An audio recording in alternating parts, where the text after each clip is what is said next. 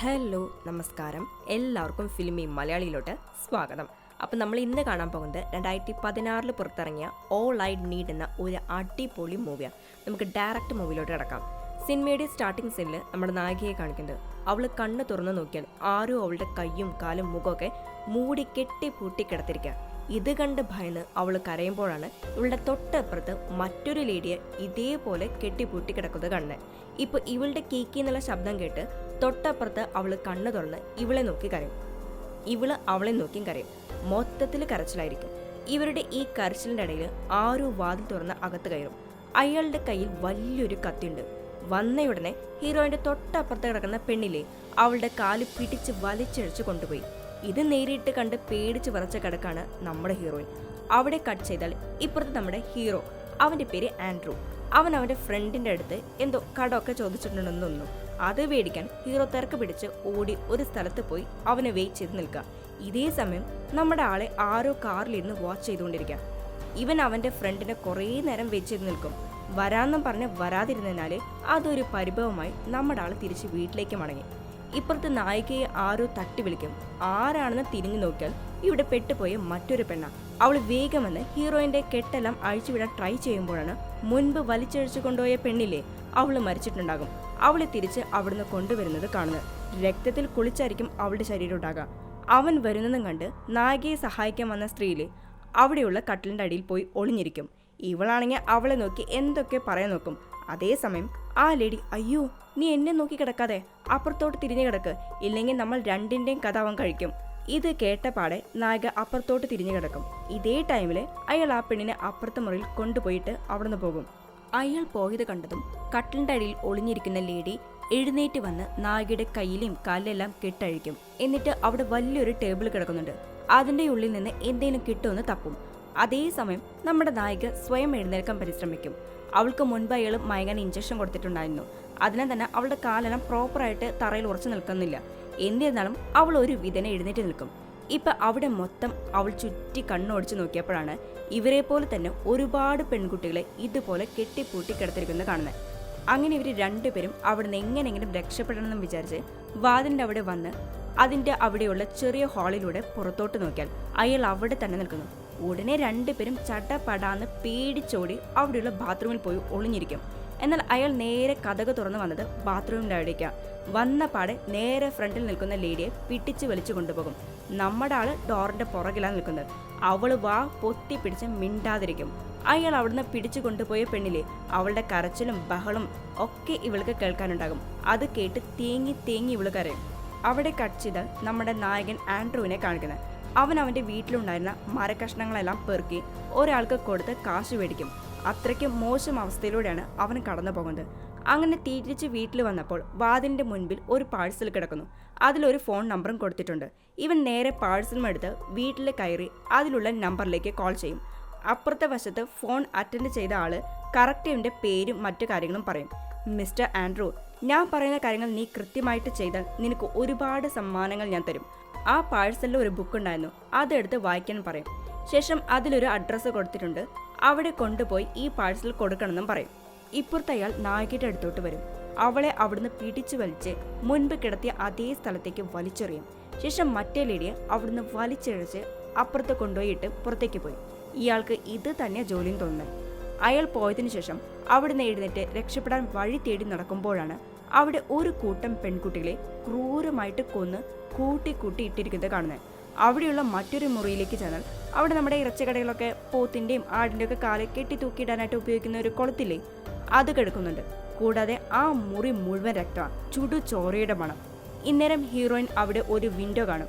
അതുവഴി രക്ഷപ്പെടാമെന്നും വിചാരിച്ച് അത് ഓപ്പൺ ആക്കാൻ എത്ര ശ്രമിച്ചിട്ടും തുറക്കാനായിട്ട് അവൾക്ക് സാധിക്കില്ല.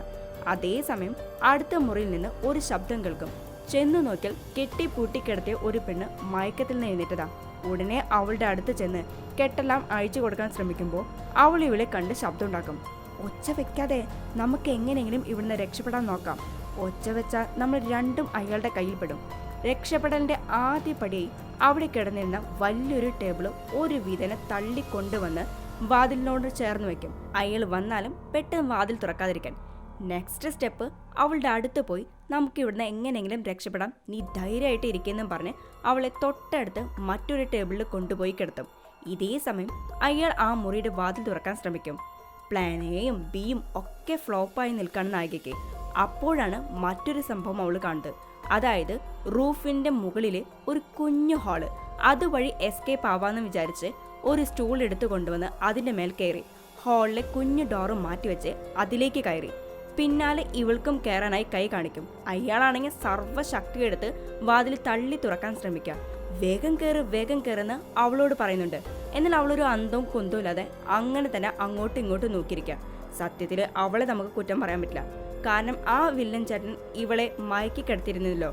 അതുകൊണ്ട് കാലൊക്കെ ആകെ മരവിച്ചിരിക്കുക. ആ തെരിപ്പൊന്നും വിടാത്തതിനാലാ അവൾ അങ്ങനെ ഇരിക്കുന്നത്. അയാൾ അവിടെ ശക്തിയോടെ വാതിൽ തള്ളി തുറക്കാൻ ശ്രമിക്കുക. ഒരു ഘട്ടത്തിൽ ഇവള് കയറില്ലെന്ന് മനസ്സിലാക്കിയ ഹീറോയിൻ വേഗം ഹാളിൽ കയറി ഒളിഞ്ഞിരിക്കും. ഇപ്പുറത്തെ അയാളെ കഥക പാതി തുറന്നു കഴിഞ്ഞു. ഇന്നേരം അവിടെയുള്ള പൊത്തിലൂടെ നോക്കിയാൽ അവൾ ആ ചെറിയ ടേബിളിൽ കയറി മുട്ടുകുത്തി ചുമരിൽ പിടിച്ച് കയറാൻ ശ്രമിക്കാം. ഇതെല്ലാം ഇവൾ ഈ ഓട്ട വഴി കാണുന്നുണ്ട്. ഇത് കണ്ട് ഹീറോയിൻ വീണ്ടും വന്ന് അവളുടെ കൈ പിടിച്ച് കയറ്റാൻ നോക്കും. അങ്ങനെ ഒരു വിധന പകുതി വരെ അവൾ കയറി. അതേസമയം ഇവിടെ വില്ലൻ വാതിൽ തുറന്ന് അകത്ത് കയറി. ഇവളുടെ കാല് പിടിച്ച് ഒരൊറ്റ വലി ടക്കെന്ന് അവൾ താഴേക്ക് വീണു. അയാൾ അവളുടെ തല അവിടെ ഒരു ടേബിളിൽ അടിച്ചടിച്ച് രക്തം വാർന്നൊഴുകി അവളുടെ കഥ അങ്ങ് തീർക്കും. നമ്മുടെ ഹീറോയിൻ ചെവി വെച്ച് ആ മുറിയിൽ എന്താ നടക്കുന്നെന്ന് കേട്ടുകൊണ്ടിരിക്കാം. ഇപ്പൊ പെട്ടെന്ന് കുറച്ച് കമ്പി കഷ്ണങ്ങൾ അവളുടെ തല വെച്ചിരിക്കുന്നതിന്റെ തൊട്ടടുത്തെന്ന് പറഞ്ഞാൽ തൊട്ടടുത്ത് തുളച്ചു കയറി. ഇത് കണ്ട് പേടിച്ച് അവൾ പുറകിലേക്ക് മാറി പോകും. എന്നാൽ അയാൾ ആ കമ്പി കഷ്ണങ്ങൾ വെച്ച് ചക്കെന്ന് കുത്തി വരും. അവൾ നീങ്ങി വന്ന് അവസാനം കുഞ്ഞു ഡോറിന്റെ അവിടെ എത്തും. ഇപ്പൊ അവൾ കാല് വെച്ച് വാതിൽ ചവിട്ടി ഓപ്പൺ ചെയ്യാൻ നോക്കും. അവനാണെങ്കിൽ കമ്പി വെച്ച് കുത്തി വരുന്നുമുണ്ട്. ആ വരവിൽ കമ്പി അവളുടെ കാലിൽ തുളച്ചു കയറി. വേദന കൊണ്ട് വാ കുത്തി അവൾ കരയും. കുഞ്ഞു ഡോറാണെങ്കിൽ അവളെ കൊണ്ട് തുറക്കാനും സാധിക്കാതെ വന്നപ്പോൾ തിരിച്ച് വീണ്ടും അവൾ മുൻപിലേക്ക് നീങ്ങി ഓട്ട വഴി ആ ലേഡിയെ നോക്കും. അവൾ താഴെ മരിച്ചു കിടക്കാം. അങ്ങനെ താഴേക്ക് നോക്കി നിൽക്കുന്ന നേരം അവൻ പിന്നെയും കമ്പി എടുത്ത് കുത്തി. ആ കുത്ത് കിട്ടിയത് അവളുടെ നെഞ്ചിന്റെ ഭാഗത്താണ്. രക്തം വാർന്നു ഒലിക്കാതിരിക്കാൻ വേണ്ടി അവൾ ശ്രദ്ധിക്കും. വേദന സഹിച്ച് കട്ടിച്ചമർത്തി കിടക്കും. ഇങ്ങനെ പോയാൽ അവൻ ഒരു കാരണവശാലും അവിടുന്ന് പോകില്ലെന്ന് മനസ്സിലാക്കിയ അവള് തന്റെ രക്തം താഴെ വീണാൽ ഒരു പക്ഷെ താൻ മരിച്ചെന്ന് വിചാരിച്ചിട്ട് അയാൾ പോയാലോ. അതുകൊണ്ട് പ്രസ് ചെയ്ത് രക്തം പുറത്തേക്ക് കളയും. ആ രക്തം ഓട്ടയിലൂടെ താഴേക്ക് വറ്റും. ഇത് കണ്ടപ്പോൾ അവൾ മരിച്ചു പോയിട്ടുണ്ടാകുന്ന കണക്കുകൂട്ടല് അയാൾ മറ്റേ ലേഡിയും കൊണ്ട് പുറത്തേക്ക് പോകും. അവിടെ കട്ട് ചെയ്താൽ ആൻഡ്രൂ ഹോട്ടലിൽ ഫുഡ് കഴിച്ചുകൊണ്ടിരിക്കാം. പാഴ്സലും കൈ പിടിച്ച പുള്ളിക്കാരൻ ഹോട്ടലിലേക്ക് വന്നിരിക്കുന്നത്. ഫുഡെല്ലാം കഴിച്ചതിന് ശേഷം പാഴ്സലെടുത്ത് പുറത്തോട്ടിറങ്ങിയാൽ 2 കള്ളന്മാർ ഇവനെ അടിച്ചു വീഴ്ത്തി പാഴ്സലും എടുത്ത് മുങ്ങി. ഇവൻ എന്ത് ചെയ്യണമെന്ന് അറിയാതെ വേഗം പാഴ്സൽ കൊടുക്കാൻ പറഞ്ഞ ആൾക്ക് കോൾ ചെയ്ത് നടന്ന സംഭവം പറയും. അവൻ ഇവനെ ഭയങ്കരമായിട്ട് ചീത്ത വിളിക്കും. സാർ, എനിക്ക് ഒരു ചാൻസും കൂടി തായോ പ്ലീസ്. ഇവൻ എന്തിനെങ്ങനെ കെഞ്ചി കേൾക്കുന്നതെന്ന് വെച്ചാൽ ഇവന്റെ ഭാര്യ ഇവന് കാശില്ലാത്തനാലെ ഇവനെ ഇട്ടിട്ട് പോയി. അതിലവനൊരു 14 വയസ്സുള്ള മകളുണ്ട്. തനിക്കൊരു നല്ല ജീവിതം കിട്ടിയില്ല. തൻ്റെ മകൾക്കെങ്കിലും നല്ല സന്തോഷമുള്ള ലൈഫ് കൊടുക്കണം. അതിനാണ് അവൻ കഷ്ടപ്പെടുന്നത്. ശരി, ഞാൻ നിനക്ക് ഒരു ചാൻസ് തരാം. നിന്റെ കയ്യിൽ നിന്ന് പാഴ്സൽ തട്ടിയെടുത്ത് കൊണ്ടുപോയല്ലേ, അവന്മാരുടെ അഡ്രസ്സ് ഞാൻ എങ്ങനെയെങ്കിലും തപ്പി കണ്ടെത്തി തരാം.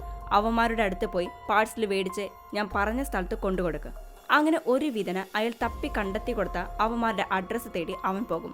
ചെന്നപാടെ അവന്മാർക്ക് 2 പൂശി പാഴ്സലും എടുത്ത് പുള്ളിക്കാരിറങ്ങി. അവിടെ സീൻ കട്ട് ചെയ്താൽ നമ്മുടെ ഹീറോയിനെ കാണിക്കുന്നത്. അവൾ പതുക്കെ അവിടുന്ന് താഴേക്കിറങ്ങി വാതിലുള്ള ഹാളിലൂടെ ആരെങ്കിലും വരുന്നുണ്ടോയെന്ന് ചെക്ക് ചെയ്യും. ആരെയും പുറത്ത് കാണാനില്ല. അങ്ങനെ തിരിഞ്ഞ് നടക്കാൻ നേരമാണ് സീലിങ്ങിന്റെ മുകളിൽ ഒരു ഇരുമ്പിന്റെ കമ്പി വളഞ്ഞിരിക്കുന്നത് കാണാം. അത് കണ്ടതും അവൾക്കൊരു ഐഡിയ തോന്നും. അതേ നേരം ശരീരത്തിൽ നിന്ന് രക്തം വരാൻ തുടങ്ങി. ഉടനെ ഒരു തുണി കഷ്ണം എടുത്ത് നല്ലവണ്ണം മുറുക്കി കിട്ടും. വാതിലിന്റെ അടുത്ത് ഒരു ടേബിൾ കൊടുന്നിട്ടിട്ടുണ്ടായിരുന്നില്ലേ, അത് പതുക്കെ നീക്കി വെക്കും. ശേഷം മരിച്ചു കിടക്കുന്ന ആൾക്കാരുടെ വായിലും കയ്യിലും കാലിലൊക്കെ കെട്ടിവെച്ചിരിക്കുന്ന തുണികളില്ലേ, ആ തുണി കഷ്ണങ്ങളെല്ലാം എടുത്ത് ഒന്നിന്റെ കൂടെ ഒന്ന് കെട്ടി നീളമുള്ള കയറാക്കി മാറ്റി ശേഷം അവിടെ കിടക്കുന്ന ചെറിയ ടേബിൾ എടുത്ത് ബെഡിന്റെ കീഴെ കമഴ്ത്തി വെച്ച് അതിൽ തുണിക്കയറിന്റെ ഒരറ്റം നല്ല പോലെ കെട്ടിവെച്ച് മറ്റേ സൈഡ് ഇരുമ്പ് കമ്പിയിലെ അതിൽ പോയി നല്ല ബലമായിട്ട് കെട്ടിവെക്കും. അതിന് ഉറപ്പുണ്ടോന്ന് തൂങ്ങി നിന്ന് നോക്കി അത് സ്ട്രോങ് ആണെന്ന് അവൾ കൺഫേം ചെയ്യും. ഇവിടെ ആൻഡ്രൂ പാഴ്സലും കൊണ്ട് പറഞ്ഞ വീടിന്റെ മുൻപിലെത്തും. അത് വലിയൊരു ബംഗ്ലാവാ. അവിടെ ചെന്ന് അവൻ കോളിംഗ് ബെൽ അടിച്ചതും ഒരു ലേഡി വന്ന് കതക് തുറക്കും. കൂടാതെ അവൾ ഇവന്റെ കൈ പിടിച്ച് കൂട്ടിക്കൊണ്ടുവന്ന് സോഫയിലിരുത്തും. ശേഷം വേഗം പോയി അവന് കഴിക്കാൻ കുറച്ച് സ്നാക്സും ടീയൊക്കെ ആയിട്ട് അവൾ വരും. അത് കൊടുന്നും വെച്ച് അവനെ നോക്കി അവൻ ഇരിക്കുന്ന സോഫയ്ക്ക് താഴെ അങ്ങനെ തന്നെ അവൾ ഇരിക്കും. ഈ സമയം മുകളിൽ നിന്നൊരു ശബ്ദം കേൾക്കും. ആരാണെന്ന് നോക്കിയാൽ ഒരു ലേഡി. അവൾ താഴെ വന്നിരുന്ന്, ആൻഡ്രൂ, നിനക്ക് എന്താ ആഗ്രഹം? എന്താണെങ്കിലും പറഞ്ഞോളൂ. എനിക്കൊരു മകളുണ്ട്. അവളെ നല്ല സ്കൂളിൽ ചേർത്ത് പഠിപ്പിക്കണം. അവൾക്ക് ഇഷ്ടപ്പെട്ട സാധനങ്ങൾ മേടിച്ചു കൊടുക്കണം. അവൾക്ക് ഇഷ്ടപ്പെട്ട സ്ഥലങ്ങളിലൊക്കെ കൊണ്ടുപോകണം. ഇതാണ് നിന്റെ ആഗ്രഹങ്ങൾ? അതേന്ന് അവൻ പറയും. നിന്റെ മേലെ എനിക്ക് നല്ല വിശ്വാസമുണ്ട്.